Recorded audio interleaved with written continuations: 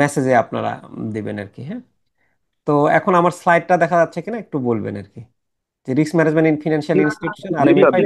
দেখা যাচ্ছে, আচ্ছা দেখা আচ্ছা যাচ্ছে স্যার। আচ্ছা। ওকে, তাহলে আমরা আলোচনায় যাই। আচ্ছা, ওকে। আমরা মূল আলোচনায় চলে যাব। তারপরও আলোচনা শুরুর আগে যদি কেউ কোনো কিছু বলতে চান, আমি 2 মিনিট সময় দিচ্ছি বা 1 মিনিট সময় দিচ্ছি, কারো কোনো কিছু বলার থাকলে বলতে পারেন।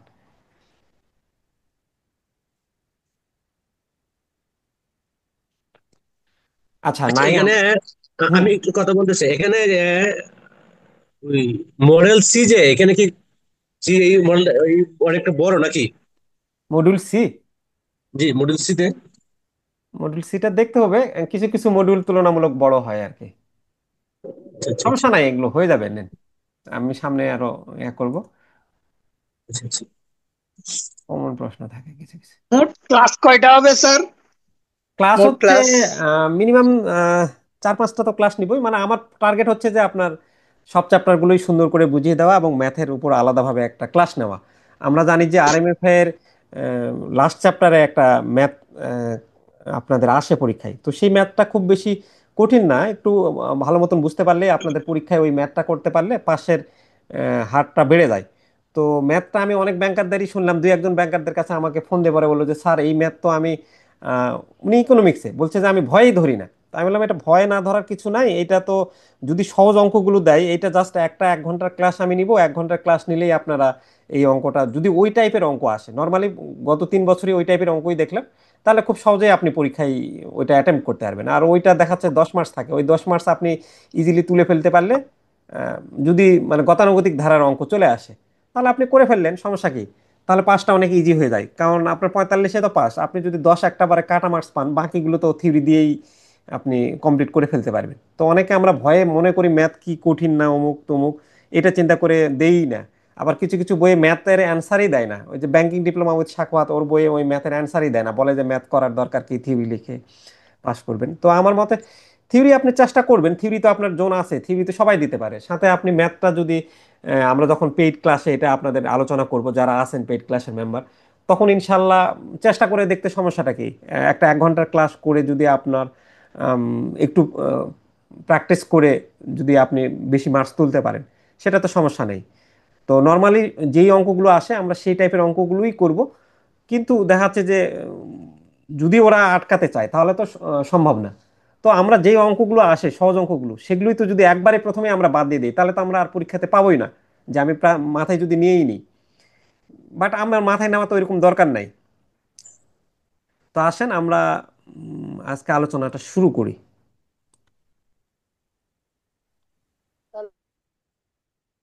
আসসালামু আলাইকুম সবাইকে। আমি লিমন সরকার, প্রভাষক 36তম বিসিএস হিসাব বিজ্ঞান বিভাগ, নওগাঁ সরকারি কলেজ নওগাঁ, এবং এক্স ব্যাংকার। ব্যাংকার বন্ধু, আজকে আমরা মূলত আপনাদের ব্যাংকিং প্রফেশনাল এক্সামিনেশনের AIBB risk management in financial institution RMFI সাবজেক্টের মডিউলের ইন্ট্রোডাকশন চ্যাপ্টারটা নিয়ে আলোচনা করব। আমরা বলে থাকি যে প্রতিটা সাবজেক্টের ইন্ট্রোডাকশন চ্যাপ্টারটা খুবই গুরুত্বপূর্ণ, কারণ এখান থেকে প্রতি বছর প্রশ্ন কিছু থাকেই।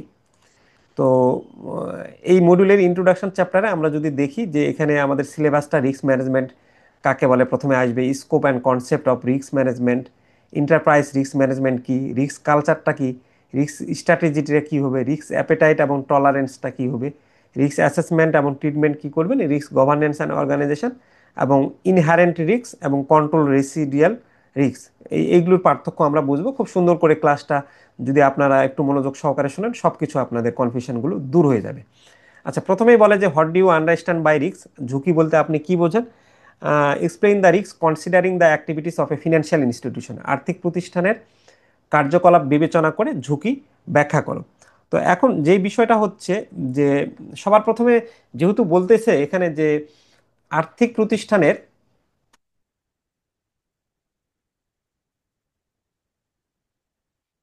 আচ্ছা সাউন্ডসটা কি এখনো লো লাগতেছে? একটু বলবেন, বলেন তো, মানে অন্যরা কি?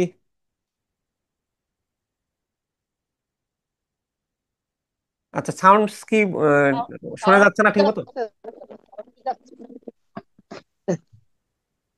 অন্যরা একটু ফিডব্যাক দিবেন। সবার কাছে কি মনে হচ্ছে এরকমই? স্যার, সাউন্ড ঠিক স্যার আছে, ক্লিয়ার না আছে। ঠিক স্যার, আছে, শোনা ভালোই যাচ্ছে, ভালোই ঠিক শোনা আছে। যাচ্ছে স্যার, আ- ঠিক ঠিক আছে আছে। স্যার। আচ্ছা ঠিক আছে, তাহলে আমি বুঝতে পারছি যে হাসান মাহমুদ ভাইয়েরই প্রবলেম। যদি সবারই প্রবলেম হয় তখন আমি এটা চেঞ্জ করে ফেলতাম এখন। ঠিক আছে, তাহলে আমরা যাই।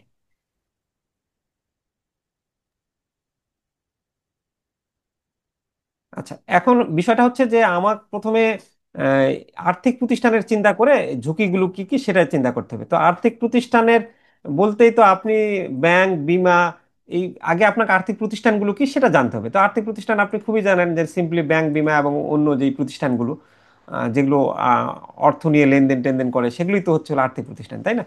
তো এখন এই আর্থিক প্রতিষ্ঠানের কথা চিন্তা করে আপনি ঝুঁকিগুলো কি চিন্তা করবেন। এখন আর্থিক প্রতিষ্ঠানের তো বিভিন্ন ধরনের ঝুঁকিগুলো রয়েছে।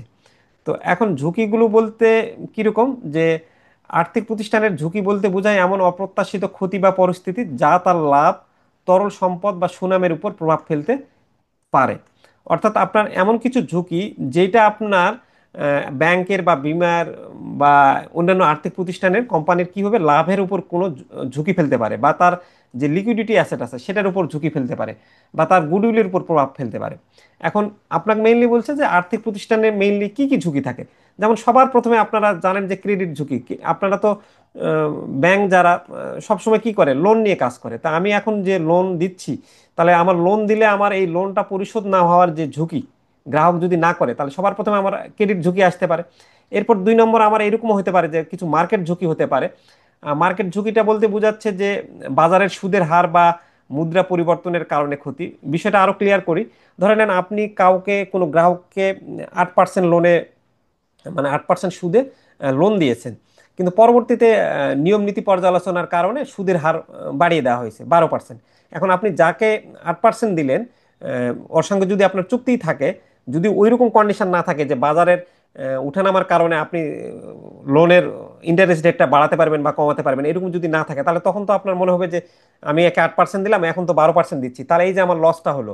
বা মার্কেটের কারণে আপনার যে ঝুঁকিগুলো ক্রিয়েট হবে, আম, এটা আপনার রাজনৈতিক পরিস্থিতির কারণে হতে পারে, বা প্রাকৃতিক দুর্যোগের কারণে হতে পারে, অথবা আপনি ডলার কিনছেন সাপোজ 120 টাকা দরে $1, কিন্তু মার্কেটের কারণে আপনার সেই ডলার এখন 120 টাকার জায়গায় 110 টাকাতে নেমে আসলো। মানে ধরে নেন ডলার, কেউ ডলারের চাহিদা নাই, তাহলে ডলারের চাহিদা না থাকলে ডলারের দাম কমে যাবে।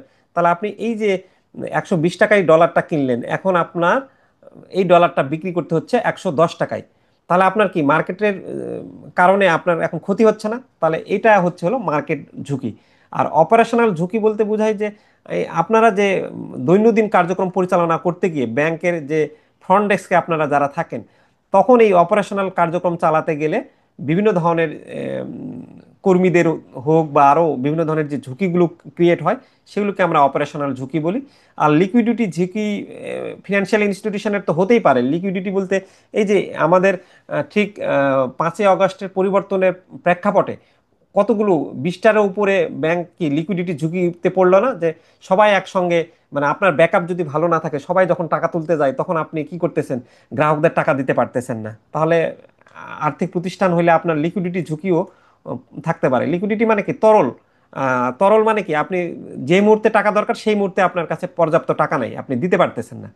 তো এইসব ঝুঁকি আপনাকে সঠিকভাবে পরিচালনা করতে হবে, এবং আমানতকারের টাকা রক্ষা করার জন্য এইসব ঝুঁকি আপনার কিন্তু ঠিকভাবে আগে থেকেই নিয়ন্ত্রণ করতে হবে। সো আমার মনে হয় আপনারা বুঝতে পারছেন কিছুটা আইডিয়া যে একটা আর্থিক প্রতিষ্ঠানের ঝুঁকিগুলো আসলে মূলত কি কি হতে পারে। তো বলছে যে ঝুঁকি ও মুনাফার মধ্যে সম্পর্ক কি, আমি সিম্পলি এটা আপনাদেরকে একটু ব্যাখ্যা করে দিই, তাহলে পরে আর পড়া লাগবে না, আপনারা নিজেরাই বুঝবেন। ঝুঁকি এবং মুনাফার মধ্যে সম্পর্কটা সবসময় কিন্তু একটা বাড়লে একটা কমে। মানে আপনারা জানেন না যে যত বেশি রিস্ক নিবা তত বেশি তুমি গেইন করবা। মানে ব্যাপারটা কি যে যত বেশি আপনি ঝুঁকি নেবেন তত বেশি মুনাফা আপনার হবে, আবার ঝুঁকি কম নিলে আপনার মুনাফাও কম হবে।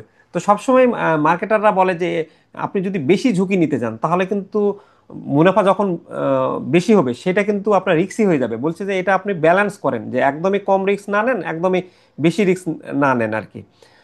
আপনি দেখাচ্ছে যে আপনার টাকাটা, ইনভেস্টমেন্টটা ফটকা কোনো আর্থিক প্রতিষ্ঠানে বিনিয়োগ করলে আপনার কিন্তু মুনাফার হার বেশি হতে পারে। বা আপনি এই বিনিয়োগটা দেখাচ্ছে যে আমি কাউকে একটা সাধারণ মহাজন গ্রামের কোনো মানুষকে ঋণ দিলাম, তাহলে আমি সেখানে সুদটা বেশি পাইতে পারি ব্যাংকে টাকা যদি রাখি তার তুলনায়। কিন্তু ব্যাংকে টাকা রাখলে তো আমার টাকাটা সেফ থাকবে, সেইটা ঝুঁকিটা তুলনামূলক কম থাকবে। আমি যদি সরকারি ট্রেজারি বন্ড কিনি, আমার কিন্তু সেই ঝুঁকিটা নাই। কিন্তু ওই যে ব্যাংকের কিছু কিছু ব্যাংকের ডিপোজিট অ্যাট্রাক্ট হয়ে যদি ব্যাংকের অবস্থাটা খুব না ভালো হয়, আমি যদি সেখানে ইনভেস্টমেন্ট করি, আহ, সেখানে তো আমার আবার রিস্কে পড়ে যেতে পারি আমি কিছু কিছু। যেমন ফার্মার্স ব্যাংক এক সময় হয়েছিল না, তো সেক্ষেত্রে ব্যাংকটার বিভিন্ন কিছু বিশ্লেষণও তো আমাকে করতে হবে, যে খালি ডিপোজিট রেট বেশি দেখলাম বলে আমি সেখানে বিনিয়োগ করলাম, সেটা তো উচিত না। তো এটাই ওভারঅল বলতেছে যে রিস্ক এবং রিটার্নের মধ্যে আপনার সম্পর্কটা। এই যে বলছে যে ঝুঁকি ও মুনাফার মধ্যে সম্পর্ক হলো যে যত বেশি ঝুঁকি নেওয়া যায় তত বেশি মুনাফা অর্জনের সম্ভাবনা থাকে, আর কম ঝুঁকির ক্ষেত্রে মুনাফা সাধারণত কম হয়। আর্থিক প্রতিষ্ঠান ও বিনিয়োগের ঝুঁকি হলো অর্থ হারানোর বা লাভ না হওয়ার অনিশ্চয়তা, আর মুনাফা হলো আয়ের পরিমাণ। বিনিয়োগকারী বা ব্যাংকে ঝুঁকি ও প্রত্যাশিত মুনাফার মধ্যে ভারসাম্য রাখতে হয়। ওই যে আমি বললাম না, ব্যালেন্স রাখতে হবে।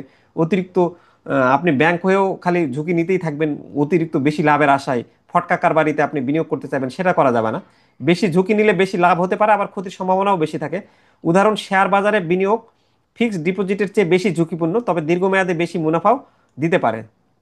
তো এটা আমি যেটা বললাম আপনাদের, সেটাই এখানে আলোচনা করছে। How do you understand by risk management? আপনি ঝুঁকি ব্যবস্থাপনা বলতে কি বোঝেন?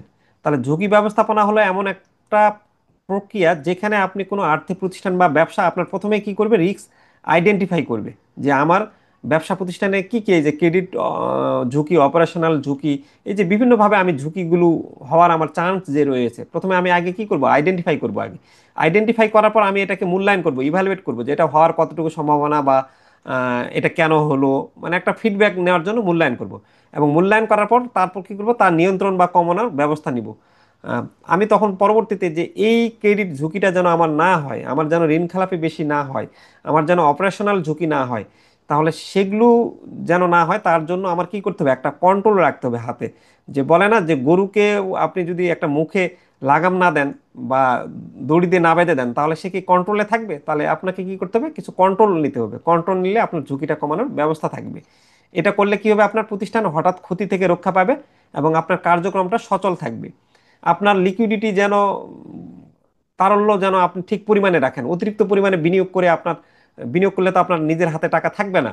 তখন নিজের হাতে টাকা না থাকলে আপনার যেই মুহূর্তে ক্লায়েন্ট বেশি চাচ্ছে, তখন তো আপনি ওই লিকুইডিটি ক্রাইসিসটা কি করতে পারবেন না, লিকুইডিটি ক্রাইসিসটা সামাল দিতে পারবেন না। তো এই জন্য আপনার কি বলতেছে যে আহ, আহ, আপনাকে ঝুঁকি ব্যবস্থাপনার নিয়ম তৈরি করতে হবে, সরঞ্জাম আহ, ব্যবহার করতে হবে, কার্যক্রমে পর্যবেক্ষণ অন্তর্ভুক্ত থাকতে হবে, মানে মনিটরিং করতে হবে। ব্যাংকের উদাহরণে যে ঋণ ঝুঁকি আমরা বললাম, বাজার ঝুঁকি, কার্যক্রমগত ঝুঁকি, বা এই যে তরলতার ঝুঁকি মানে লিকুইডিটি ঝুঁকি, এগুলোকে আপনি কি করতে হবে, আগে থেকে নিয়ন্ত্রণ করতে হবে। যখন আপনি এই যে আপনি জানেন যে কিছু ঋণ ঝুঁকি থাকে, খেলাপি ঋণ হতে পারে, তাহলে আপনি যদি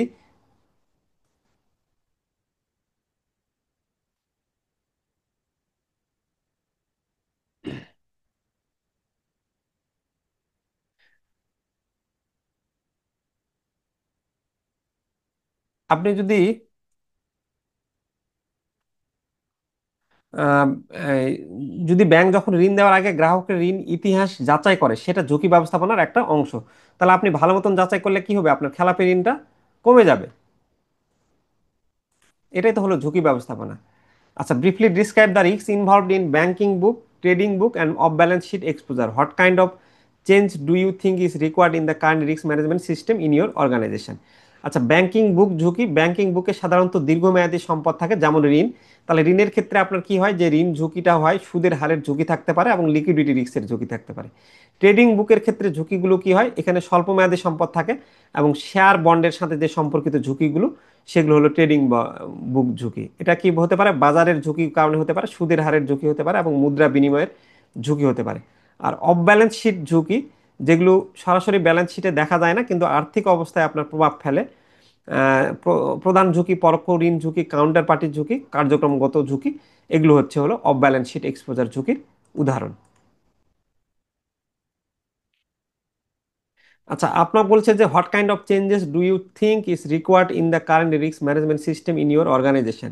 আপনি আপনার প্রতিষ্ঠানে বর্তমান ঝুঁকি ব্যবস্থাপনায় আপনার যে মানে রিস্ক ম্যানেজমেন্ট সিস্টেম আছে আপনাকে বলতেছে যে তুমি ডিসিশন দাও যে কোন কোন জায়গায় যদি চেঞ্জ করি তাহলে আমার অর্গানাইজেশনের ঝুঁকি ব্যবস্থাপনাটা বেশি ভালো থাকবে, ভালো হবে। আচ্ছা, প্রথমেই বলছে যে রিয়েল টাইম পর্যবেক্ষণ চালু করা, মানে আপনি সবসময় কি করবেন যে ঠিক যে মানে পর্যবেক্ষণ বা মনিটরিংটা সবসময় নজরদারি রাখবেন আর কি, পরে নজরদারি করতেছেন এরকম না।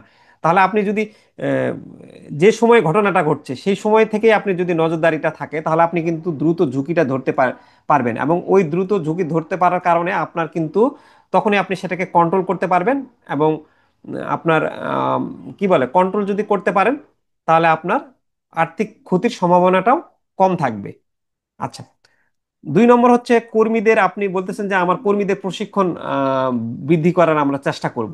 কারণ হচ্ছে যে আপনার কর্মীরাই তো প্রথমে আপনারা ব্যাংকের কি বলে ফ্রন্ট ডেস্কে থাকবেন, তো আপনারা কিন্তু প্রথমে একটা ঋণ খেলাপি, কারণ প্রথমে আপনি কাউকে যখন ঋণ দিবেন ঋণ দেওয়ার আগে কিন্তু বিভিন্ন তথ্য যাচাই বাছাই করতে হবে। বা ব্যাংকে যদি কেউ অতিরিক্ত পরিমাণে চেক জালিয়াতি বা অতিরিক্ত টাকা সে লেনদেন করতেছে, এগুলো সবকিছুই কিন্তু ফ্রন্ট হ্যান্ডে মানে কর্মীরাই প্রথমে কিন্তু ধরতে পারবে। সে যদি এই ঝুঁকিগুলো বুঝতে পারে যে এই ঋণের সঙ্গে এইরকম ঝুঁকি জড়িত আছে, তাহলে আমি ঋণটা দেওয়ার আগে আরো যাচাই বাছাই করি। তাহলে এই যাচাই বাছাই বা আরো বিভিন্ন যে কার্যক্রমগুলো আছে সেই কর্মীগুলোকে যদি আপনি ট্রেনিং না দেন তাহলে তো সে প্রথম দিকে ধরতে পারবে না। তাহলে প্রথমে আমাকে কি করতে হবে, কর্মীদের ট্রেনিং দিতে হবে।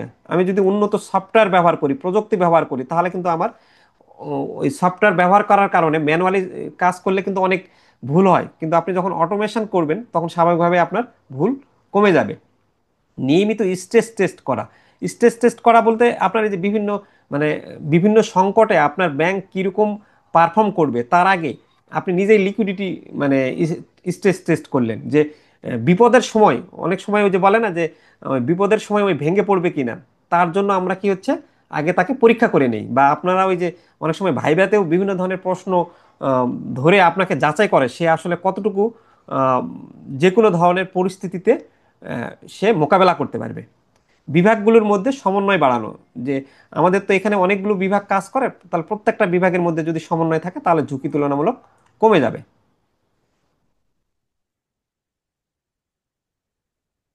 আচ্ছা, discuss your role in risk management considering the risk of your of our bank. বলছে ব্যাংকের ঝুঁকি বিবেচনায় আমার ভূমিকাটা কি হবে। 98 ব্যাংকিং প্রফেশনাল এক্সামিনেশন এসেছে। তো ব্যাংকের ঝুঁকি বিবেচনা করতে গেলে প্রথমে আমি কি করব, সবার প্রথমে আগে সম্ভাব্য ঝুঁকি শনাক্ত করব। আমি যে ব্যাংকে কোন ঝুঁকিগুলো হতে পারে সেটা আগে আমি আইডেন্টিফাই করার চেষ্টা করব। আইডেন্টিফাই করার পর আমি কি ঝুঁকিটাকে মূল্যায়ন করব এবং বিশ্লেষণ করব, যে ঝুঁকি কতটা ক্ষতিকর হতে পারে তা বিশ্লেষণ করব। তারপর আমি নীতি অনুসরণ নিশ্চিত করব যে সবাই যেন ঝুঁকি সংক্রান্ত যে ব্যাংকের নীতি মেনে আছে সেই নীতিগুলো মেনে চলে। যে ব্যাংকের ঋণ দিলে ঋণ খেলাপি হওয়ার সম্ভাবনা আছে, তাহলে আমার ঋণ খেলাপির আমি কিছু টার্গেট সেট করে দিয়েছি, তাহলে সেই টার্গেটটা কি বলে নীতিটা সবাই ওই অনুসারে লোন দিচ্ছে কিনা, তাহলে আমার নীতিগুলো অনুসরণ হচ্ছে কিনা সেটা আমি নিশ্চিত করার চেষ্টা করব। এবং ব্যবস্থাপনাকে ঝুঁকি সম্পর্কে রিপোর্ট করা, আমার যে ম্যানেজমেন্ট টিম আছে উপরে তাদেরকে আমি কি করব, গুরুত্বপূর্ণ ঝুঁকির বিষয়ে আমি ঊর্ধ্বতন ব্যবস্থাপনাকে রিপোর্ট করব। আমি বলতে পারি যে আমার এই ক্লায়েন্টটা এত বেশি পরিমাণে লোন নিয়েছে, তার এনপিএল হওয়ার সম্ভাবনা আছে বেশি, বা একে আমরা আর কিভাবে কি করতে পারি, এই বড় ধরনের কোনো কিছু যদি হয় সেটা সম্পর্কে আপনি রিপোর্ট করতে পারেন।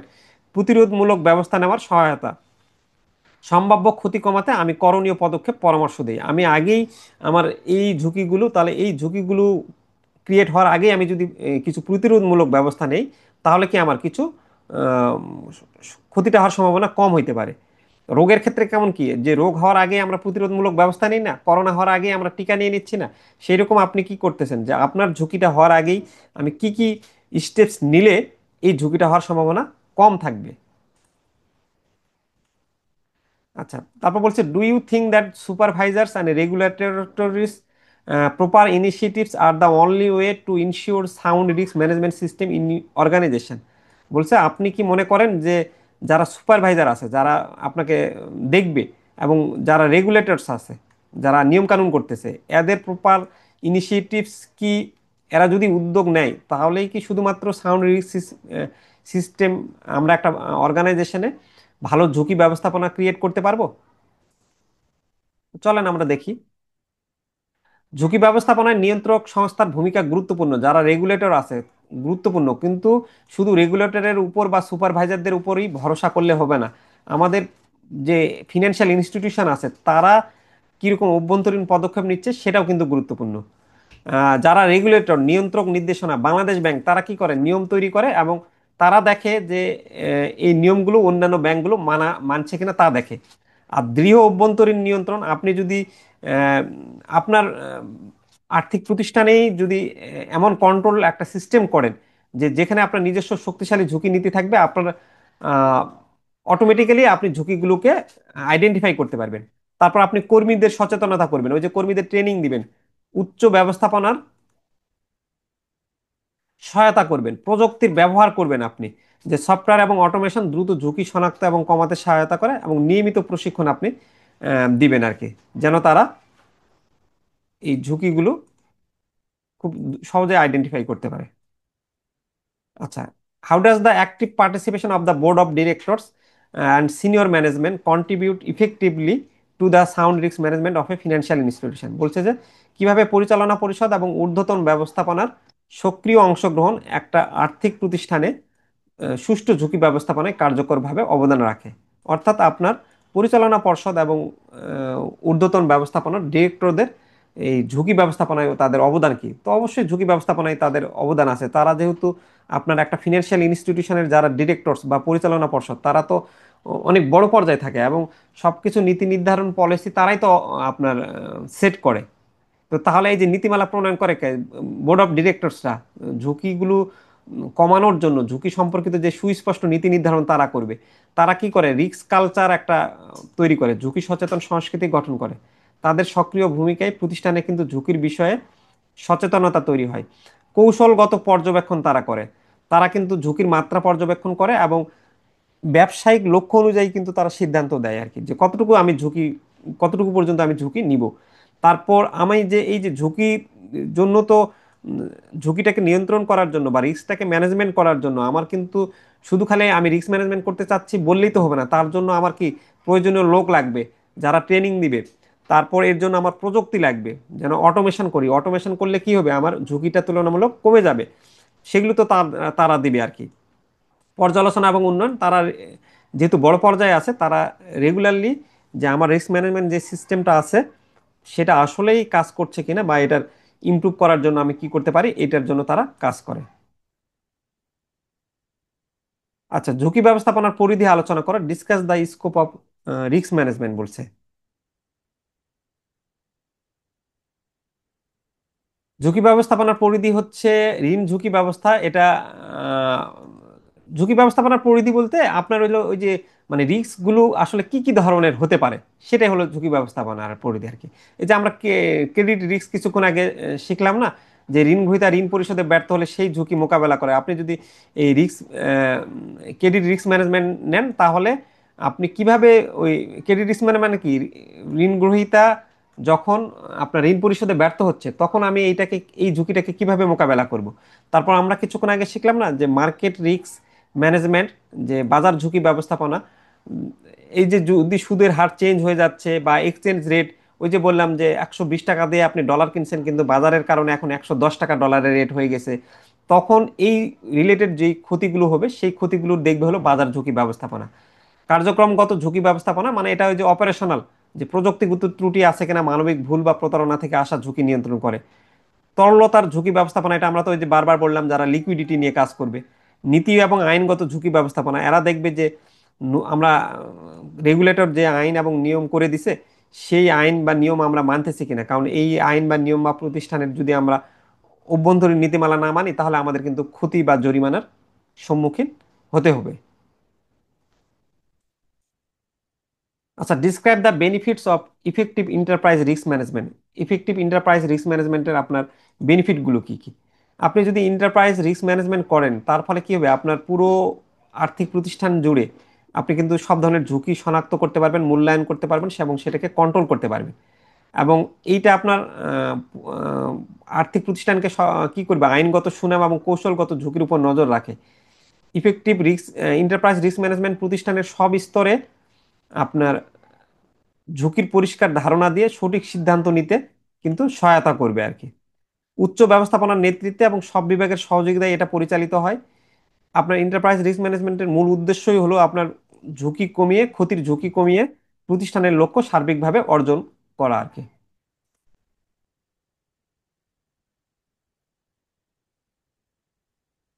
আচ্ছা, describe the benefits of maintaining effective enterprise risk management. Effective enterprise risk management যদি আপনি রাখেন তাহলে কি হবে? তাহলে আপনি সঠিক সিদ্ধান্ত গ্রহণ করতে পারবেন, কারণ ঝুঁকি সম্পর্কে ধারণা দিয়ে আপনি ব্যবস্থাপনাকে ভালো সিদ্ধান্ত নিতে সাহায্য করতে পারবেন। আপনি রিস্কটাকে আইডেন্টিফাই করতে পারবেন এবং কন্ট্রোল করতে পারবেন। নিয়ম এবং বিধিমানা নিশ্চিত হবে। প্রতিষ্ঠানের নিয়ম মেনে চলা এবং জরিমানা এড়াতে আপনাকে সহায়তা করবে, কারণ আপনি জানেন যে এই নিয়মগুলো মানতে হবে। আপনার আহ, কার্যক্ষমতা প্রোডাক্টিভিটি কিন্তু বাড়বে যখন আপনি রিস্ক ম্যানেজমেন্ট আপনার ব্যবসা প্রতিষ্ঠানে চালু করবেন। সম্পদ এবং সুনামের রক্ষা, আপনার আলটিমেটলি কি হবে যে যদি সম্পদ রক্ষা পাবে এবং সুনাম ভাবমূর্তিও কিন্তু থাকবে, কারণ আপনি যখন ওভারঅল এন্টারপ্রাইজ রিস্ক ম্যানেজমেন্ট করবেন আপনি কিন্তু লিকুইডিটি ক্রাইসিসে পড়লে সেটাকে কিভাবে মোকাবেলা করবেন বা লিকুইডিটি ক্রাইসিসে যেন না পড়ে, তাহলে আপনি যখন আপনার ক্লায়েন্টকে ঠিক মতন টাকা দিতে পারছেন যখন দরকার তার, তাহলে ওভারঅল ওই লিকুইডিটি রিস্ক যখন কমে যাচ্ছে তখন আপনার কি সুনাম বাড়তেছে না? এরকম ওভারঅল সব দিক দিয়ে আপনার কিন্তু সুনাম বাড়বে। দীর্ঘমেয়াদী স্থিতিশীলতা, আপনার প্রতিষ্ঠানের টেকসই অগ্রগতি এবং সফলতা নিশ্চিত করে।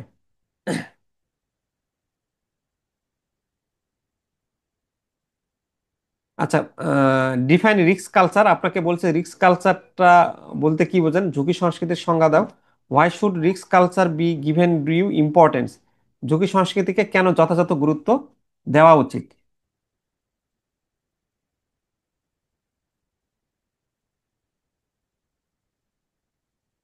আচ্ছা, রিস্ক কালচার বলতে বোঝাচ্ছে যে প্রতিষ্ঠানের কর্মীদের মধ্যে ঝুঁকি সম্পর্কিত মূল্যবোধ, আচরণ ও বিশ্বাসের সমষ্টি, যা ঝুঁকি চিহ্নিত রিপোর্ট এবং মোকাবেলায় প্রভাব ফেলে।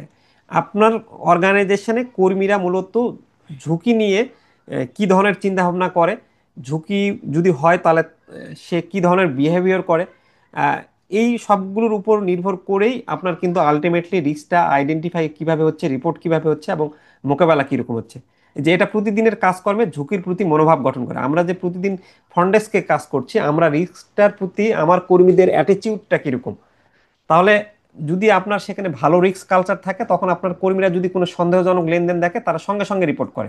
তারা কিন্তু ওখানে কোনো দোষারোপের ভয় পায় না, যে ম্যানেজমেন্ট কি বলবে না বলবে এটার চিন্তা না করে তারা ওভারঅল প্রতিষ্ঠানের যেন ক্ষতি না হয় এই জন্য সঙ্গে সঙ্গে কোনো সন্দেহজনক লেনদেন হলে সেটা জানাতে চেষ্টা করে। আচ্ছা, রিস্ক কালচারের গুরুত্বটা কি? রিস্ক কালচার যদি ভালো থাকে তাহলে তখন কিন্তু কর্মীরা ভয় পায় না, সেখানে স্বচ্ছতা থাকে, তখন কর্মীরা নির্ভয়ে ঝুঁকির তথ্য জানায়।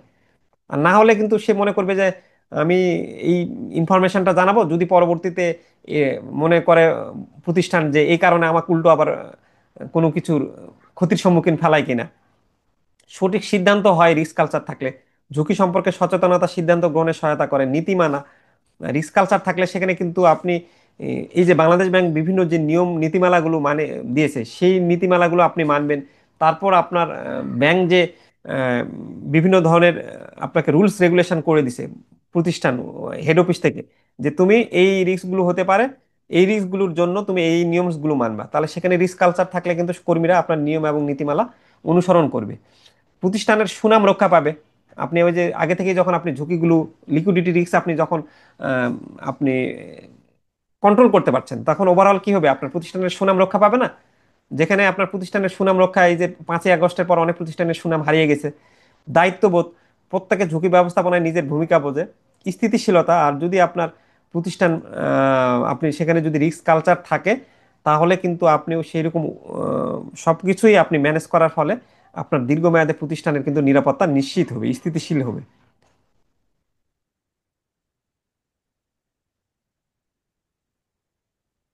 আচ্ছা, discuss the process for managing risk culture. আপনার রিস্ক কালচারের প্রসেসটা কি? তো রিস্ক কালচারের ব্যবস্থাপনার প্রক্রিয়াটা হচ্ছে হলো নেতৃত্ব নেতৃত্ব পর্যায় থেকে দৃষ্টান্ত স্থাপন, মানে যারা লিডারশিপ আছে তারা হলো ঊর্ধ্বতন কর্মকর্তারা ঝুঁকি সচেতন আচরণ করে অন্যদের উৎসাহিত করবেন। মানে লিডাররাই তো আপনার অন্যকে ইন্সপায়ার করবে সে যদি। তারপর কি করতে হবে, পরিষ্কার নীতিমালা এবং নির্দেশনা তৈরি করতে হবে যেন কর্মীরা এই রিস্ক নিয়ে আহ, সে যদি তার কাছে পরিষ্কার ধারণা যদি না থাকে, তাহলে কিন্তু বা জবাবদিহির আওতায় না নিয়ে আসা হয়, তাহলে তো সে কাজ করতে পারবে না। তারপর খোলামেলা যোগাযোগ উৎসাহিত করা, মানে তাদের সাথে ওপেন কমিউনিকেট করা, আচরণ পর্যবেক্ষণ এবং মূল্যায়ন করা। আমরা সবসময় দেখব যে আমরা যে নিয়ম নীতিগুলো সেট করে দিছি, সেই রুলস রেগুলেশনগুলো, ঝুঁকি সম্পর্কিত নিয়মগুলো কতটা মানা হচ্ছে। আমরা যে লোন দেওয়ার ক্ষেত্রে যে নিয়ম নীতিগুলো বলে দিয়েছি যে এই ডকুমেন্টস তুমি ফলো করবা, এগুলো এগুলো করবা, এর কারণে যে আমার রিস্ক ক্রিয়েট হতে পারে, এই নিয়মগুলো তারা রেগুলারলি মানতেছে কিনা, এই জন্য আমি কি করব, মনিটরিং করব এবং প্রশিক্ষণ এবং সচেতনতা কার্যক্রম চালু করব।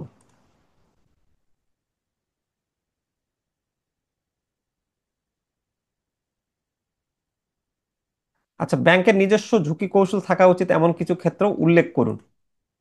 আচ্ছা, আমাদের নিজস্ব ঝুঁকি কৌশল বলতে ওই যে ঋণের ক্ষেত্রে আমার ঋণ ঝুঁকি, মানে ওই আগের প্রশ্নগুলোই, বাজার ঝুঁকি, তারপর কার্যক্রম গতি ঝুঁকি, তরলতা ঝুঁকি, সুনামের ঝুঁকি, সাইবার ঝুঁকির ক্ষেত্রে আপনি কি কি কৌশলগুলো থাকবে, সেগুলো আপনি থাকলে এই ঝুঁকিগুলো থেকে রক্ষা পাবেন। সেম প্রশ্ন এটা।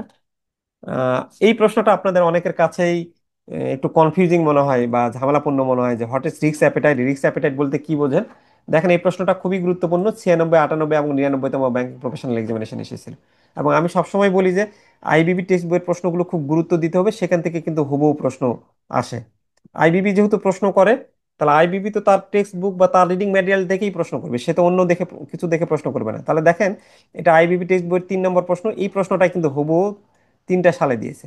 এবং আমরা আমাদের হ্যান্ড নোটে কিন্তু এরকম ভাবে আইবিবি টেক্সট বইয়ের প্রশ্নের নাম্বার কত, এটা কিন্তু উল্লেখ করে দিছি, যেটা কিন্তু আর বাজারের অন্য কোনো বইয়ে পাবেন না। তো বাট আমরা আইবিবি টেক্সট বইয়ের অ্যান্সার গুলো তো দেওয়া নাই। টেক্সট বইয়ের 3 নম্বর প্রশ্ন মানে এই প্রথম অধ্যায় শেষে আইবিবি টেক্সট বইয়ের যে রিডিং ম্যাটেরিয়াল দিয়েছে, প্রথম অধ্যায় শেষে তারা কিছু প্রশ্ন দিয়েছে। সেই প্রশ্নের 3 নম্বরে এই যে what is risk appetite and why is developing risk appetite statement help in mitigating the risk, তারা তো ইংলিশ ভার্সনে বই দিয়েছে, ওই ইংলিশ ভার্সন বইয়ে এই 3 নম্বর প্রশ্নটা দেওয়া আছে। এখন যারা ইংলিশে মেইনলি প্রিপারেশন নেন, ওখানে তো এই অ্যান্সারটা দেওয়া নাই, এবং ওদের বইয়ের প্রশ্নগুলো খুব জটিল করে আলোচনা করছে, এই জন্য একটা আমাদের গাইড বই লাগেই। আবার অনেকেই ওই নীলক্ষেতের বই কেনেন, ওইটা কম দামে, কিন্তু আলটিমেটলি আসলে ওইটা আপনি এমনি একটা সাপোর্টিভ হিসেবে রাখতে পারেন, বাট পরীক্ষার প্রিপারেশনের জন্য ওইটা মানে আপনার কাজে দিবে না। কারণ পরীক্ষার প্রিপারেশনের জন্য আপনার একটা পয়েন্ট ভিত্তিক বা প্রশ্নের অ্যান্সার করে দেওয়া আছে এমন গাইড বই দরকার। কারণ ওখানে এত প্রশ্নের অ্যান্সার দেওয়া নেই, আপনি কখন সময় করবেন এত প্রশ্নের অ্যান্সার বের করতে। অনেকে আবার আইবিবি টেক্সট বইয়ের বাংলা ভার্সনটা কেনেন, বাংলা ভার্সনটা কিনা মানে আপনার টাকাটা জলে ফেলা, কারণ ওইটা সরাসরি নীলক্ষেতে গুগল ট্রান্সলেট করে দেয়। আর গুগল ট্রান্সলেট করলে আপনার ওই প্রশ্ন কিছুই বোঝা যায় না, ইংলিশের চেয়েও আরো কঠিন হয়ে যায়।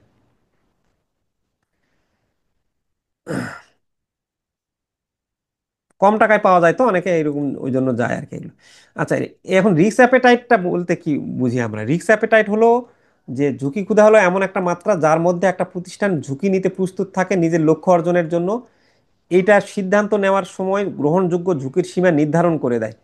মানে আপনি রিস্ক অ্যাপেটাইট মানে বলে দিচ্ছে যে আপনি ঠিক কতটুকু পর্যন্ত ঝুঁকি নেবেন, মানে আপনার সীমাটা কত দূর পর্যন্ত হবে, সীমানাটা, সেটাই হচ্ছে হলো আপনার রিস্ক অ্যাপেটাইট আর কি। এই যে রিস্ক অ্যাপেটাইট হচ্ছে স্টেটমেন্ট ঝুঁকি কমাতে কেন সহায়ক, কারণ এটা হচ্ছে হলো ঝুঁকির সীমা নির্ধারণ করে দেয়। আপনি ঠিক আপনি জানেন যে লোন দিলেই খেলাপি ঋণ মানে ক্রিয়েট হতে পারে, কেউ লোন মানে নাও দিতে পারে। তাহলে আমি টার্গেট করে নিব আমি কত পার্সেন্ট ঋণ খেলাপির পর্যন্ত আমি ঝুঁকি দিব। আমি যদি 10 কোটি দেই, আমি এটা 2% পর্যন্ত আমি থাকলাম, তাহলে আমি যখন যত বেশি ঋণ দিব তত বেশি তো আমার ঋণ খেলাপের পরিমাণ বেড়ে যাবে। তাহলে আমি যদি আগে সেট করি যে আমি এত পার্সেন্টের উপরে ঋণ দিতে চাচ্ছি না, তাহলে কিন্তু ওই উম, মানে ওই খেলাপিটা আপনার ততটুকু পরিমাণ হবে না। তাহলে এই যে আপনি জানেন যে আপনি লোন দিলেই আপনার লাভ হবে, কিন্তু আপনি ঠিক কতটুকু পর্যন্ত আপনি ঝুঁকি নেবেন এবং কতটুকু পর্যন্ত আপনি লোন দেওয়ার টার্গেট করতেছেন। সিদ্ধান্ত গ্রহণের দিক নির্দেশনা দেওয়া, এটা কিন্তু আপনার কি করে, ওই ব্যবস্থাপকরা ঝুঁকির মাত্রা বুঝে কিন্তু সিদ্ধান্ত নেয়। আপনি জানেন যে আপনার হেড অফিস বলে দিছে যে তুমি তোমার এত পর্যন্ত তুমি লোনে যাবা, বা আপনার ব্যাংকের হচ্ছে পুঁজি অবস্থা খুবই ভালো, তাহলে আপনি কিন্তু পুঁজি অবস্থা ভালো থাকলে আপনি কিন্তু বেশি রিস্ক নেবেন, আপনি বেশি বিনিয়োগ করবেন।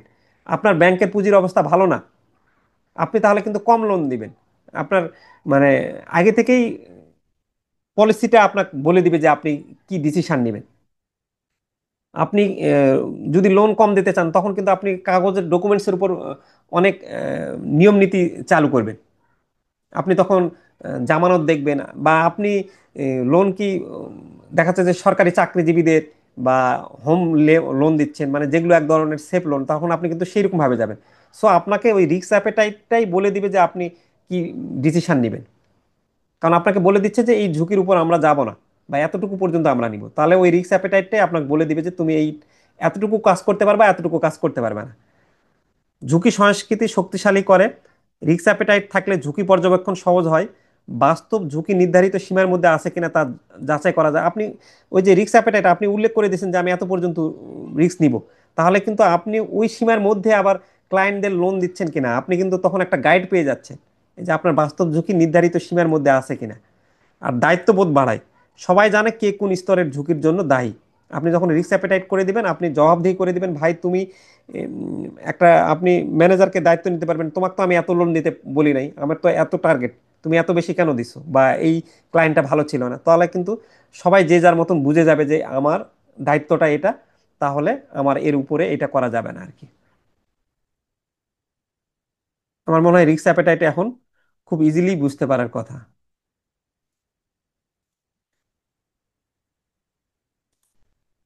আমি একটু আপনাদের রিস্ক অ্যাপেটাইট কি বোঝা গেছে না, যেটা নিয়ে অনেকেই এই ঝুঁকি ক্ষুধা নিয়ে, যারা এর আগে পরীক্ষা দিচ্ছেন যদি ফেল করেন বা নতুন দিচ্ছেন যাদের কাছে কনফিউশন মনে হয়তো। প্রশ্ন আছে কারো কোনো? আচ্ছা, কারো কোনো প্রশ্ন নাই, আমি চলে যাচ্ছি পরের। আচ্ছা, একটা ব্যাংকের ঝুঁকি গ্রহণের ক্ষমতা এবং ঝুঁকি প্রতিক্রিয়া কৌশলের মধ্যে সম্পর্ক আলোচনা করো। বা বলছে যে discuss the relationship between risk appetite এবং risk response strategy of a bank. মানে আমি যে রিস্ক অ্যাপেটাইট কতটুকু ঝুঁকি নিব, আহ, যেটা আমি মাত্রা নির্ধারণ করে দিচ্ছি, এটার সাথে রিস্ক রেসপন্স স্ট্র্যাটেজি অফ এ ব্যাংকের রিলেশনশিপটা কি হবে, যেটা 98তম ব্যাংকিং প্রফেশনাল এক্সামিনেশনে এসেছিল। আচ্ছা, কি হবে দেখি আমরা। বলছে যে রিস্ক অ্যাপেটাইট নির্ধারণ করে যে যে ব্যাংক কি পরিমাণ ঝুঁকি গ্রহণ করতে প্রস্তুত, ওই যে সীমা করে দিচ্ছে না।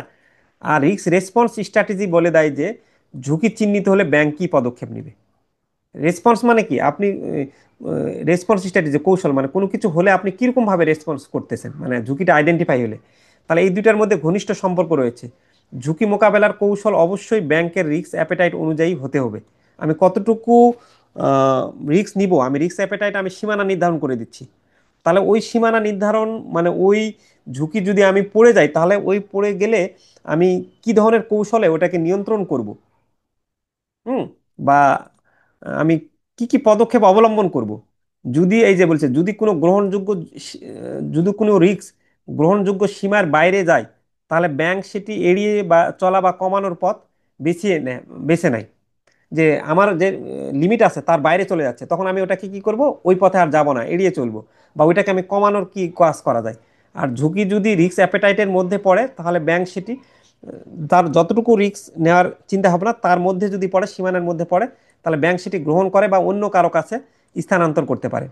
উদাহরণ, যদি কোনো ব্যাংক ঋণ খেলাপির ক্ষেত্রে কম ঝুঁকি নিতে চায়, যে আমি ঋণ খেলাপি কম মানে নিতে চাচ্ছি, ঝুঁকি রাখতে চাচ্ছি না, তাহলে তার কৌশল হবে ঋণ দেওয়ার আগেই আমি কঠোর ঋণ যাচাই প্রক্রিয়া চালু রাখবো, মানে ডকুমেন্টস বা কাগজ টাগজ একেবারে সেই রকম ইয়া করে দেখবো। সিটি ব্যাংক দেখেন না, অনেক নিয়ম কানুন মানে খুব বেশি চালু রাখে। একটা অভিজ্ঞতা বলি, যে কেউ কেউ বলে যে অনেকেই যে সিটি ব্যাংকে গেলে বলে যে ভাই এই ফ্রিল্যান্সিং এর বা আমি ডলার ইনভেস্টমেন্ট করতে চাচ্ছি, এটার জন্য এত কাগজ টাগজ বা এত ঝামেলাপন্ন করে, মানে এখানে ডলার ইনভেস্টমেন্ট করা সো টাফ হয়ে যায়। বাট একই ক্ষেত্রে আরেকজন বললো, এবং আমি নিজেও দেখলাম যে আবার ইস্টার্ন ব্যাংক লিমিটেডে গেছে, এত সিম্পলি জাস্ট আপনার কি বলে পাসপোর্ট দেখছে বা এটা করছে, খুব দ্রুত ইনভেস্টমেন্ট হয়ে যাচ্ছে। তো এই যে বিভিন্ন কৌশল, এক একটা ব্যাংকের এক এক রকম কৌশল তাদের রিস্ক রিস্কের অনুসারে।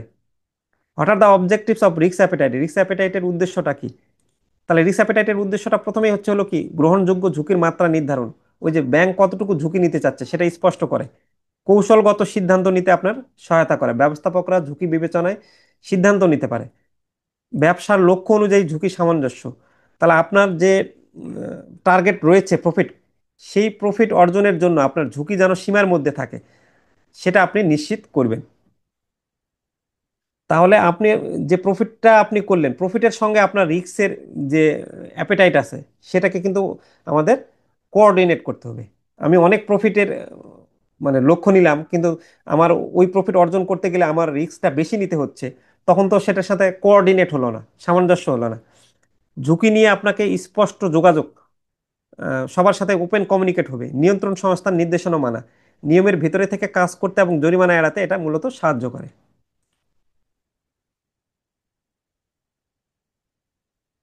আচ্ছা, describe the components of the risk taking framework. ঝুঁকি গ্রহণের কাঠামোর উপাদানগুলো আলোচনা করতে বলছে আপনার, বা কম্পোনেন্টস গুলো কি কি হবে। তাহলে রিস্ক অ্যাপেটাইট ফ্রেমওয়ার্ক করতে গেলে প্রথমে আপনি কি করবেন, রিস্ক অ্যাপেটাইট স্টেটমেন্ট দিবেন। রিস্ক অ্যাপেটাইট স্টেটমেন্ট মানে, এই স্টেটমেন্ট মানে কি, লিখিত, আপনি লিখিত নথি যা ব্যাংক কোন ধরনের এবং কি পরিমাণ ঝুঁকি গ্রহণ করবে, যে কত পর্যন্ত আমি ঝুঁকি নিব আর কি। কারণ আপনি জানেন যে রিটার্ন করতে চাইলে ঝুঁকি নিতেই হবে আপনাকে। তারপর রিস্ক টলারেন্স সীমাটা, রিস্ক অ্যাপেটাইটের মধ্যে নির্ধারিত সীমা যা দেখায় কতটুকু বিচ্যুতি, মানে আমার ওই টলারেন্সের ওই সীমানার কতটুকু যদি চলেও যায় তাহলে কতটুকু পর্যন্ত গেলে আমি সেটাকে আপনার টলারেট করব। রিস্ক ম্যাট্রিক্স এবং সূচক, এই যে বিভিন্ন ধরনের ম্যাট্রিক্স রয়েছে না, যেগুলোর মাধ্যমে আপনি কিন্তু আহ, কি বলে, ব্যাংকটা কি অবস্থায় আছে বা আর্থিক প্রতিষ্ঠানটা, সেটা কিন্তু আমরা মাপতে পারি। যেমন আমরা এনপিএল রেশিও, আমাদের আহ, ঋণ খেলাপির রেশিওটা, আমরা ক্যাপিটাল এডিকুইসি রেশিও, আমার পর্যাপ্ত মূলধন আছে কিনা, সেগুলো কিন্তু আমরা বিভিন্ন রিস্ক ম্যাট্রিক্স, বিভিন্ন সূচকের মাধ্যমে মেপে দেখতে পারি যে লিকুইডিটি ক্রাইসে পড়বে কিনা। ক্যাপিটাল এডিকুইসি মানে কি, আমার পর্যাপ্ত আমি বিভিন্ন ক্যালকুলেশন করে আমি দেখতেছি যে আমার আহ, মূলধন ঠিকমতো থাকবে কিনা। গভর্নেন্স এবং তদারকি রাখতে হবে, মনিটরিং এবং রিপোর্টিং প্রক্রিয়াতে হেল্প করবে। আচ্ছা, একটা ব্যাংকের ঝুঁকি গ্রহণের কাঠামো কিভাবে তৈরি করে এবং গ্রহণ করা যায় তা আলোচনা করেন। রিস্ক অ্যাপেটাইট ফ্রেমওয়ার্কটা কিভাবে গঠন করবে, এই অনেকটা ওই সেম প্রশ্নই, এটা আলাদা কোনো কিছু নেই। What do you mean by risk assessment, আপনি রিস্ক অ্যাসেসমেন্ট বলতে কি বোঝেন? রিস্ক অ্যাসেসমেন্ট বলতে একই, এগুলো আমরা আলোচনা করে আসছি, আপনারা একটু দেখলেই পারবেন, ওই একই কথা ঘুরে ফিরে বলতেছে। একটু রিডিং পড়ে নেবেন যে কোনো প্রতিষ্ঠানের কার্যক্রম বা সম্পদ বা সুনামের উপর প্রভাব ফেলতে পারে এমন সম্ভাব্য ঝুঁকি চিহ্নিত, বিশ্লেষণ ও মূল্যায়ন করা। আমরা যেগুলো আলোচনা করলাম এতক্ষণ ধরে সেইগুলোর মধ্যেই এটা থাকবে, একটু রিডিং পড়ে নিলে আপনারা নিজেরাই পারবেন। আচ্ছা, ঝুঁকি ব্যবস্থাপনা বলতে কি বোঝো? What do you mean by risk statement? Discuss different risk statement options বা স্ট্র্যাটেজি, আপনারগুলো কি কি। রিস্ক স্টেটমেন্ট হলো চিহ্নিত ঝুঁকির মোকাবেলায় উপযুক্ত পদক্ষেপ নির্ধারণ ও বাস্তবায়নের প্রক্রিয়া, যে আপনি যে ঝুঁকিটা মোকাবেলা করার ক্ষেত্রে আপনি কি কি পদক্ষেপ নেবেন এবং কি কি বাস্তবায়ন করবেন। এর মাধ্যমে ঝুঁকির প্রভাব বা ঘটার সম্ভাবনা কমানো হয়, প্রতিষ্ঠানের ঝুঁকি গ্রহণের ক্ষমতার সঙ্গে সামঞ্জস্য রেখে ব্যবস্থা নেওয়া হয়। এর মূল লক্ষ্য হলো ঝুঁকি যেন ব্যবসার লক্ষ্য পূরণে বাধা না দেয় এবং তা নিশ্চিত করা। আপনি যদি এই যে ধরে নেন কোনো ব্যাংক সাইবার ঝুঁকি চিহ্নিত করে, এই সাইবার ঝুঁকিটা যেন আপনার না ঘটে, এর জন্য আপনি কি করবেন, ট্রিটমেন্ট মানে কি, মানে সরাসরি কার্যক্রমটা করা। তাহলে সেখানে আপনি নিরাপত্তা ব্যবস্থাটা আপনি জোরদার করবেন, জোরদার করলেই তো আপনার এটা রিস্ক ট্রিটমেন্ট হবে।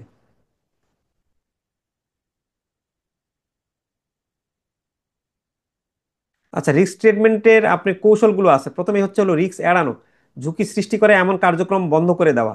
আপনি ওইটা মানে অ্যাভয়েড করতে চাচ্ছেন, অ্যাভয়েড করতে চাওয়া মানে কি, ওই ওই জিনিসটা আপনি না নেওয়া। আপনি আম, জানেন যে এই ক্ষেত্রে লোন দিলে আপনার খেলাপি ঋণ হওয়ার সম্ভাবনা আছে, আপনি ওই সেক্টরে লোনই দিলেন না, ধরে নেন। রিস্ক হ্রাস, ঝুঁকি কমানোর জন্য প্রতিরোধমূলক ব্যবস্থা নেওয়া। আপনি এমন কিছু কিছু প্রতিরোধমূলক ব্যবস্থা আছে না, আমরা রোগের ক্ষেত্রে যেমন আগে প্রতিরোধমূলক ব্যবস্থা নিলে আমার ওইটা কমে যাচ্ছে রিস্ক হ্রাসটা। রিস্ক হস্তান্তর, রিস্কটা ট্রান্সফার করা। তাহলে রিস্ক ট্রান্সফার করা কি, ঝুঁকি অন্য কারো উপর চাপানো, যেমন ইন্স্যুরেন্স নেওয়া। আপনি যখন আমার গুদামটা আগুনে লাগলে গুদামের মালামাল পুড়ে যেতে পারে, বা আমার হেলথ ইন্স্যুরেন্স, যে বড় কোনো অসুখ হইলে আমার, তাহলে আমার এই রিস্কটা আমি কি করতেছি, ইন্স্যুরেন্স কোম্পানির উপর ট্রান্সফার করে দিচ্ছি। তাহলে ওই রিস্কটা হলে সে আমাকে যেন আপনার কভার দিতে পারে। রিস্ক গ্রহণ, অ্যাকসেপ্টেন্স, যদি ঝুঁকি সহনীয় হয় তবে সেটি মেনে নেওয়া। এগুলো হচ্ছে রিস্ক স্টেটমেন্ট কৌশল। Considering the severity and probability of occurrence, how risk should be treated. ঘটনার তীব্রতা এবং সম্ভাবনা বিবেচনা করে ঝুঁকি কিভাবে মোকাবেলা করা উচিত। ঝুঁকির মাত্রা এবং সম্ভাবনার উপর নির্ভর করে আপনি ঝুঁকি ব্যবস্থাপনার কৌশল নির্ধারণ করবেন। এগুলো একটু যদি এই যে যেমন বলছে যে যদি কোনো ঝুঁকির প্রভাব এবং সম্ভাবনা উভয়ই বেশি হয় তাহলে সেটিকে এড়িয়ে চলা বা মোটামুটি কমিয়ে আনা উচিত। যদি ঝুঁকির প্রভাব বেশি কিন্তু সম্ভাবনা কম হয়, যে আমি জানি যে গোডাউনে আগুন লেগে গোডাউনের মালামাল পড়ে যেতে পারে, তাহলে এই পড়ে গেলে এটার একটা প্রভাব আছে এই রিস্কটার। কিন্তু এই গোডাউনে আমি এমনভাবে সিস্টেম করে রাখছি গোডাউনে আগুন পড়ার সম্ভাবনা খুবই কম, তখন চাইলে আমি সেই ঝুঁকিটা স্থানান্তর করতে পারি। স্থানান্তর করা মানে কি, ইন্স্যুরেন্স কোম্পানি, আমি ওই গোডাউনটা ইন্স্যুরেন্স কোম্পানির আন্ডারে ইনস্যুর করতে পারি, যেন কখনো কোনো আগুনে পড়ে গেলে আমার ইন্স্যুরেন্স কোম্পানিটার মালামাল ক্ষতির আমাকে দিবে। আবার যদি ঝুঁকি কম প্রভাব এবং কম সম্ভাবনার হয়, যে এই রিস্কটা মানে হওয়ার ইফেক্টটাও কম এবং না হওয়ার প্রবাবিলিটিও কম, তাহলে সেখানে আপনার প্রতিষ্ঠানের ঝুঁকি গ্রহণের সীমার মধ্যে থাকলে ওই অতটুকু রিস্ক আমি কিন্তু নিতে পারি। তো এগুলো নিতে প্রায় আমরা রিস্ক ম্যাট্রিক্স ব্যবহার করি। যদি কোনো ব্যাংকে সাইবার আক্রমণের সম্ভাবনা এবং প্রভাবনা যদি দেখি আমরা দুটাই বেশি হয়, তখন আমরা শক্তিশালী নিরাপত্তা নিশ্চিত করি আর কি। তো আমরা আমাদের ব্যাংকের বা ফিনান্সিয়াল ইনস্টিটিউশনের ওই রিস্কগুলোকে পর্যালোচনা করে আমরা কি ঝুঁকিটাকে মানে এড়িয়ে চলবো, নাকি ঝুঁকিটা আমরা রিস্কটা ট্রান্সফার করব, নাকি আমরা রিস্কটাকে একসেপ্ট করব, এটা নির্ভর করবে ওই মানে আপনার সিচুয়েশনটার উপর। আচ্ছা, discuss the three lines of defence model in risk management. Risk ম্যানেজমেন্টের থ্রি মডেল বলতে কি বোঝেন, এটা আমাদের বলছে, এটা অনেকেই আপনারা বুঝতে আহ, ঝামেলা হয়। তো এখানে আমরা প্রথমেই বলি যে তিনটা লাইন মডেল আছে। একটা হলো প্রথম লাইন বা অপারেশনাল ব্যবস্থাপনা। এখানে কি করে, ব্যবসায়িক ইউনিট এবং কর্মীরা তাদের দৈনন্দিন কাজের মাধ্যমে ঝুঁকি শনাক্ত এবং নিয়ন্ত্রণে দায়িত্ব পালন করে। এটা হচ্ছে প্রথম লাইন অপারেশনাল ব্যবস্থাপনা। মানে কি, আপনারা যে ব্যাংকের ফ্রন্ট ডেস্কে আছেন যারা কর্মীরা, তারাই হলো প্রথম লাইন। তো আপনারা কিন্তু প্রথমে সবার আগে ঝুঁকি চিহ্নিত করেন, অনেকগুলো ঝুঁকি, যেগুলো যেমন অস্বাভাবিক কোনো যদি লেনদেন হয়, বা আপনারা কিন্তু যদি নিয়ম নীতি ঠিক মানেন, তাহলে কিন্তু ভুল ব্যক্তিকে লোনটা দেওয়া হবে না, ঋণ খেলাপের ঝুঁকি কম হবে। তাহলে এই যে অপারেশনাল মানে ম্যানেজমেন্ট পর্যায়ে, মানে একদমই ব্যাংকের শাখা পর্যায়ে যারা থাকতেছে, সরাসরি কার্যক্রমটা করতেছে যারা, প্রথমে দৈনন্দিন কাজের মাধ্যমে যারা ঝুঁকিটা শনাক্ত ব্যবস্থাপনা করবে, এরা হলো প্রথম লাইন অপারেশনাল ব্যবস্থাপনা। আর দ্বিতীয় লাইন অপারেশনাল ব্যবস্থাপনা হচ্ছে রিস্ক ম্যানেজমেন্ট এবং কমপ্লায়েন্স। এরা মূলত আপনার ঝুঁকির নীতি নির্ধারণ করে, তদারকি করে, পরামর্শ করে এবং প্রথম লাইনের কার্যক্রম যাচাই করে। মানে এটা একটু বড় পর্যায়ের ব্যাপারটা। আমরা এরকম চিন্তা করি, ধরে নেন যারা লোন অফিসার আছে, সে তো প্রথমে কেউ যদি লোন নিতে আসে সে ডকুমেন্টসগুলো যাচাই বাছাই করবে। আর ম্যানেজার কি সবাই কাজগুলো ঠিকমতো হচ্ছে কিনা সুপারভাইজ করবে না, ম্যানেজার ঠিক মতন দেখবে যে লোন টোনগুলো দেওয়া ঠিক মতো হচ্ছে কিনা, নিয়ম নীতি মানা হচ্ছে কিনা, ঠিক ব্যক্তিকে দেওয়া হচ্ছে কিনা।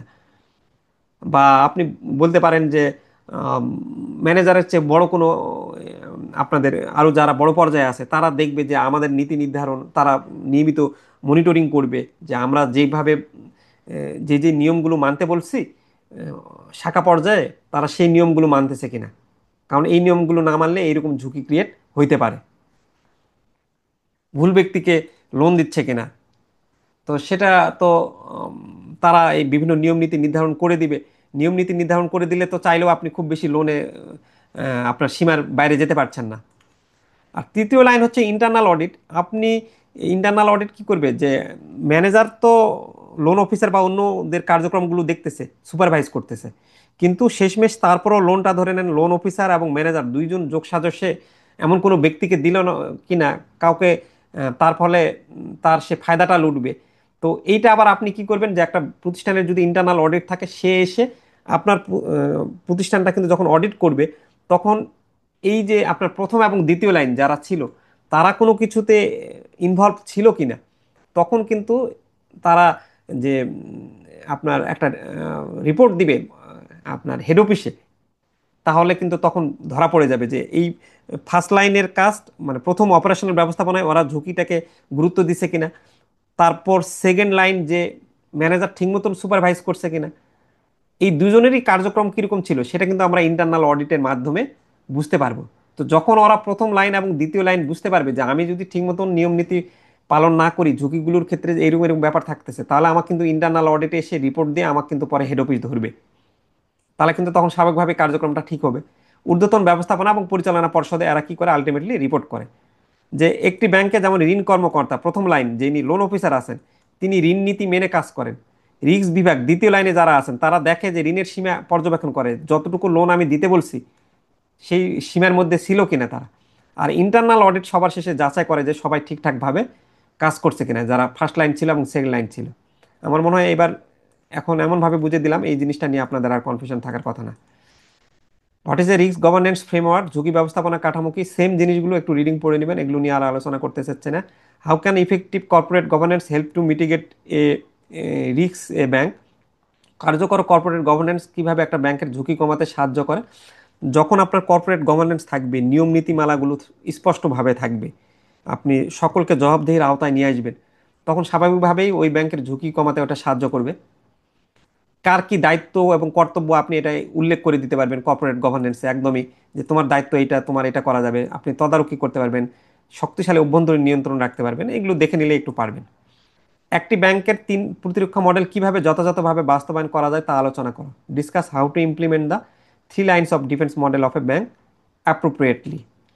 আচ্ছা, আপনি এই যে তিনটা লাইনে যারা আছে তাদের মানে বাস্তবায়নটা কিভাবে করবেন, তাহলে তাদের বাস্তবায়ন করতে গেলে প্রথমেই আপনি প্রথম লাইনে যারা আছে, অপারেশনের দায়িত্বে আছে যারা আপনার শাখা পর্যায়ে আছেন, তাদের দায়িত্বগুলো কি হবে এবং ভূমিকাগুলো কি হবে এটা স্পষ্টভাবে নির্ধারণ করে দিবেন।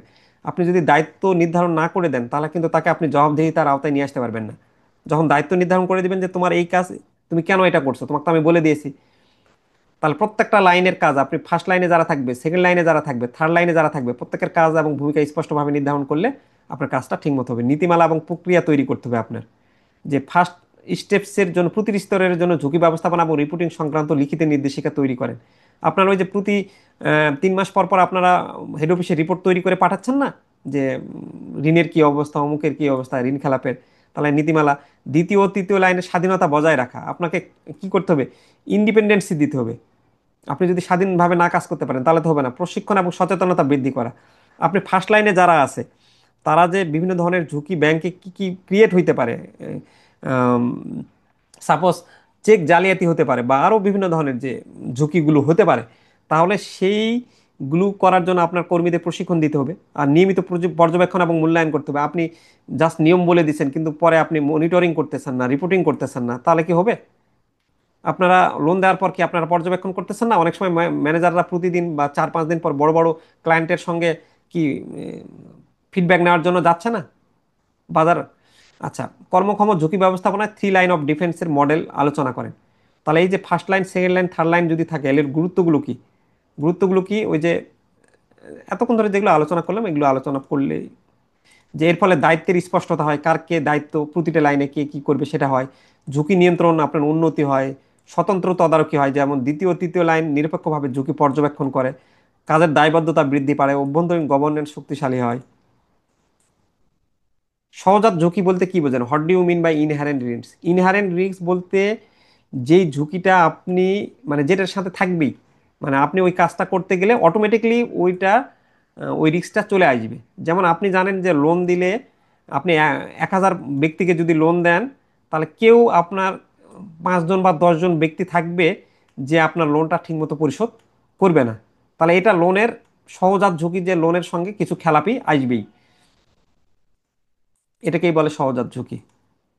মানে এটা বিভিন্ন ক্ষেত্রে যেটা হতে পারে, যে ব্যবসা বা স্বাভাবিক কার্যক্রমের স্বাভাবিক বৈশিষ্ট্যের কারণে তৈরি হয়, এই ঝুঁকি আপনি কখনোই পুরোপুরি দূর করা যায় না।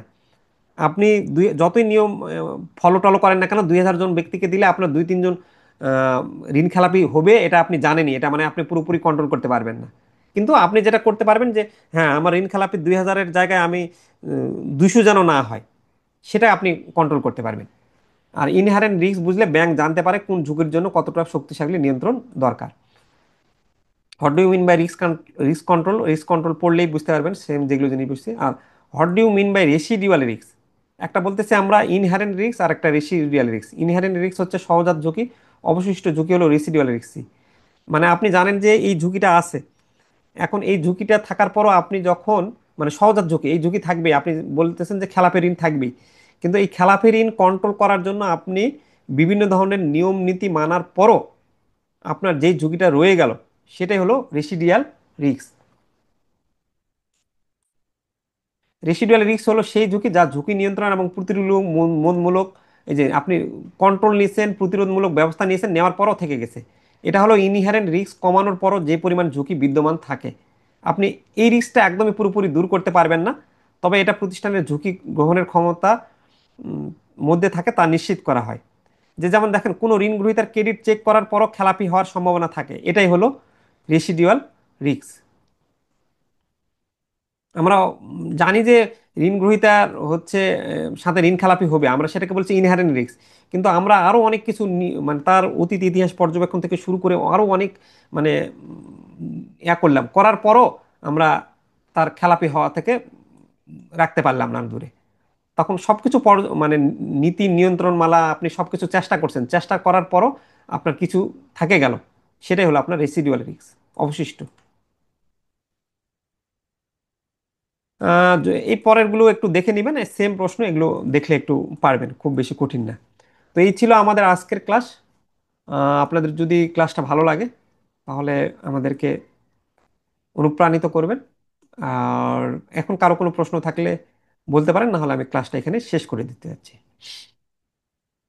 আমরা পেইড ক্লাসে পরবর্তীতে অঙ্ক করব, এবং অন্যান্য চ্যাপ্টারগুলো এরকমভাবে সুন্দর করে বুঝে যদি কেউ সহজেই ক্লাসগুলো করতে চান, তাহলে আমাদের চাইলে আমাদের হোয়াটসঅ্যাপ নাম্বার 017